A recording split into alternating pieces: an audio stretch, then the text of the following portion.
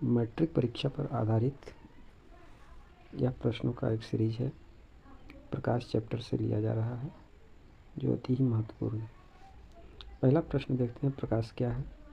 तो प्रकाश एक ऊर्जा का रूप है जो तरंगों में चलता है और आँखों द्वारा देखा जा सकता है। तरंगों में चलता है इसका मतलब ऐसे है ना, ये तरंग हुआ, बड़ा छोटा जैसा। अगला प्रश्न है, परावर्तन किसे कहते हैं। जब प्रकाश किसी सतह से टकराकर वापस उसी माध्यम में लौट आता है तो उसे परावर्तन कहते हैं। आपतन किरण किसे कहते हैं। जब प्रकाश की किरण अपवर्तन सतह पर गिरती है तो उसे आपतन किरण कहते हैं। अपवर्तन सतह का मतलब क्या होगा, जिससे प्रकाश की किरण है ऐसे आई और ऐसे लौट गई, तो ये आपतित किरण होगा। नेक्स्ट, परावर्तित किरण किसे कहते हैं। परावर्तित किरण ये हुआ आपतित किरण और यहाँ से जब लौट के चला गया तो इसे परावर्तित किरण। परावर्तित किरण किसे कहते हैं। आपतन किरण के सतह से टकराने पर जो किरण वापस लौटती है परावर्तित किरण कहलाती है। नेक्स्ट, आपतन कोण क्या है। आपतित किरण और अभिलंब के बीच का कोण आपतन कोण कहलाता है। जैसे सतह हुआ आपतित किरण, परावर्तित किरण और ये जो बीच में अभिलंब है और यहाँ जो कोण बना इसी को आई आपतित किरण। ये जो कोण बना आर परावर्तित किरण। अगला है, परावर्तन का नियम क्या है। परावर्तन का नियम बताता है कि आपतन कोण परावर्तन कोण के बराबर होते हैं। अगला नियम है कि आपतित किरण, परावर्तित किरण और अभिलंब एक ही तल में होते हैं। तीनों एक तल हुआ, यह आपतित किरण हुआ, परावर्तित किरण हुआ और यह अभिलंब हुआ। तीनों कहाँ है, एक ही जगह पर स्थित है, एक ही तल में है। तो इसे हम इस प्रकार से समझेंगे। नेक्स्ट, अभिलंब क्या है। अभी हम लोग अभिलंब पे चर्चा कर चुके हैं। परावर्तन सतह पर आपतन बिंदु पर खींची गई 90 डिग्री वाली रेखा अभिलंब कहलाती है। जैसे ये आपतित किरण, ये परावर्तित किरण, ये बीच में जो है अभिलंब है। यदि इसको थोड़ा सा झुका दें तो किरण भी ऐसे झुक जाएगा और लंबवत यदि मारे तो ये किरण यहीं से टकरा के यहीं लौट जाएगा सीधा। किसी भी सतह में लंबवत रूप से प्रकाश की किरण यदि जाए तो इसी दिशा में लौट आएगा, उसी को हम लोग अभिलंब कहेंगे। ये सतह पर हमेशा 90 डिग्री का कोण बनेगा। कितना डिग्री, 90 डिग्री। समतल दर्पण क्या है। जिस दर्पण की सतह बिल्कुल समतल होती है समतल दर्पण कहलाती है। समतल दर्पण हुआ, समतल दर्पण में वस्तु का आकार हमेशा एक साइज का होता है, जितना बड़ा वस्तु उतना बड़ा प्रतिबिंब। नेक्स्ट, समतल दर्पण में प्रतिबिंब कैसा बनता है। उभयकल्प, सीधा एवं वस्तु के बराबर, मतलब दोनों एक ही जैसा। जितना बड़ा वस्तु है, जितना बड़ा वस्तु को रखा गया है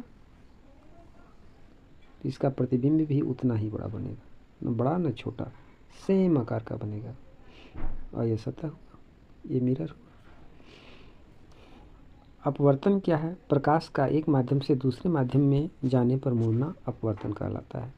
अपवर्तन को समझेंगे हम लोग।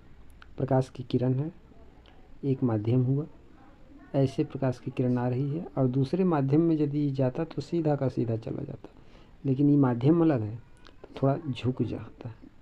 ये प्रकाश की किरण झुक गया। फिर से समझेंगे चित्र के माध्यम से। ये प्रकाश की किरण है, ऐसे झुक गया, तो इसी को हम लोग अपवर्तन कहेंगे। ये आपतित किरण, ये अपवर्तित किरण,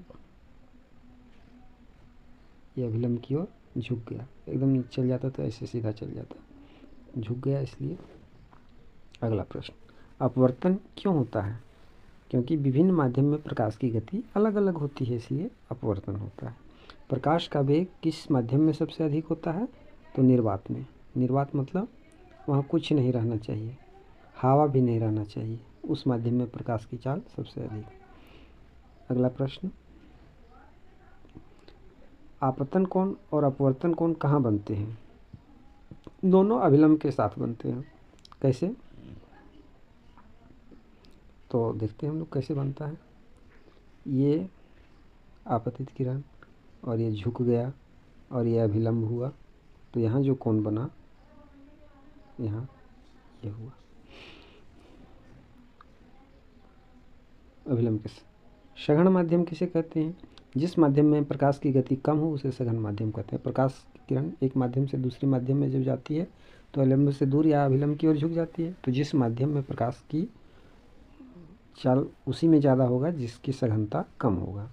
विरल माध्यम क्या है? जिसमें प्रकाश की गति अधिक हो उसे हम विरल माध्यम कहते हैं। जैसे हवा और पानी का एक माध्यम है, तो हवा विरल हो गया, पानी सघन माध्यम हो गया। और भी लेते हैं, कांच की स्लाइड और हवा को लेंगे तो कांच की स्लाइड सघन माध्यम हो गया, हवा विरल माध्यम हो गया। स्नेल का नियम क्या है? तो स्नेल का नियम इसे ही कहा जाता है अपवर्तन।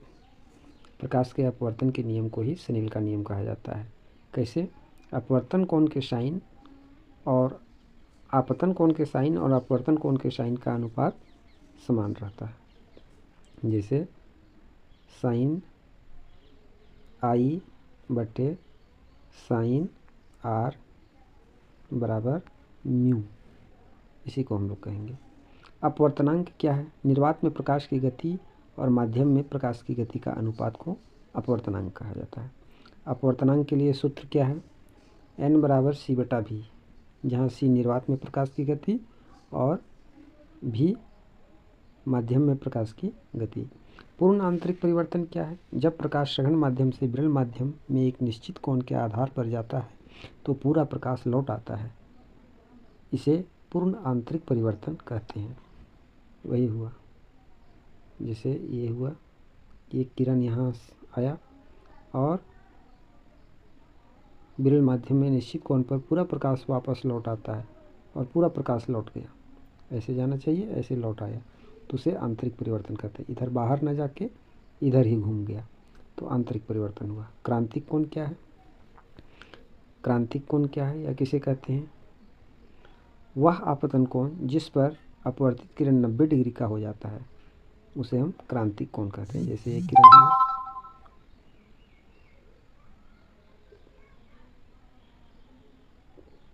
झुक गया, और ये पूरा 90 डिग्री का जब बन जाएगा तो इसे पूर्ण आंतरिक परावर्तन कहा जाएगा।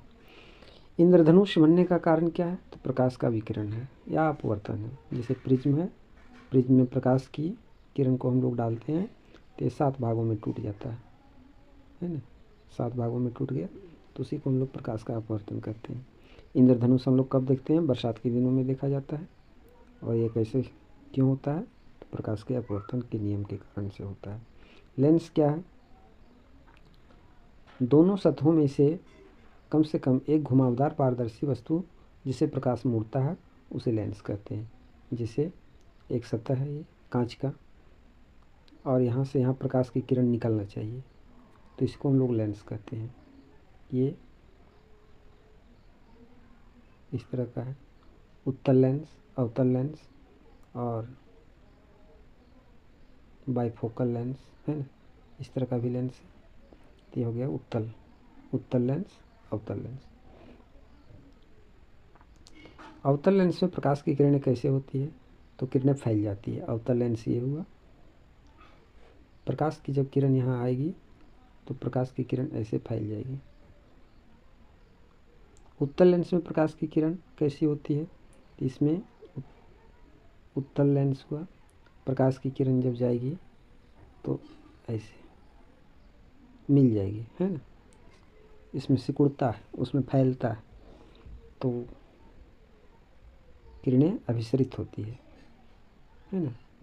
डाइवर्ज होती है इसमें कन्वर्ज होती है, इसलिए अभिसरित होती है।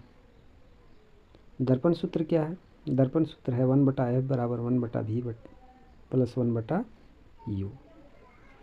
फोकस क्या है? यहाँ समांतर किरणें दर्पण या लेंस से होकर मिलती है या मिलने का आभास देती है उसे फोकस कहते हैं। जैसे ये दर्पण हुआ, दर्पण यहाँ से प्रकाश की किरणें पड़ी और जहाँ से ये मुड़ेगा उसी को हम लोग फोकस कहते हैं। दर्पण हो या लेंस हो, ये प्रकाश की किरण यहाँ से यहाँ पड़ा, जहाँ से मुड़ा तो इस जगह को हम लोग फोकस कहेंगे। यही हमारा फोकस हुआ, यही हमारा फोकस हुआ। जहाँ समांतर किरणें दर्पण या लेंस से होकर गुजरती है या मिलती है या मिलने का आभास देती है, उसे हम फोकस कहते हैं। फोकस दूरी क्या है? दर्पण लेंस के केंद्र की फोकस दूरी। फोकस दूरी है। यहाँ से किरण आया, यहाँ से यहाँ टकराया, तो इसको हम लोग फोकस दूरी कहते हैं।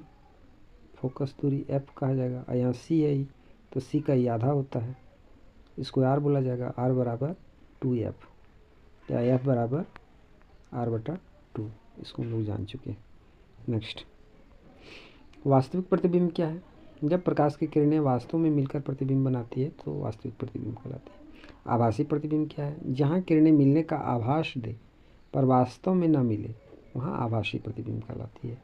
जैसे अवतल दर्पण में आभासी प्रतिबिंब या अवतल दर्पण हुआ, वस्तु को F और P के बीच में जब रखा जाता है तो इसका ऐसे सी से यहाँ वस्तु इस प्रकार बनेगा, तो यह आभासी। नेक्स्ट, पेंसिल पानी में टूटी हुई या झुकी हुई क्यों दिखाई देता है? जब भरा हुआ बाल्टी में पेंसिल को हम लोग डुबाएंगे तो पेंसिल टेढ़ा हुआ नज़र आएगा। तो ऐसा क्यों होता है? तो प्रकाश के अपवर्तन के नियम के कारण होता है। नेक्स्ट देखते हैं। आज इतना ही प्रश्न था। Thank you. नेक्स्ट वीडियो में हम लोग फिर मिलेंगे।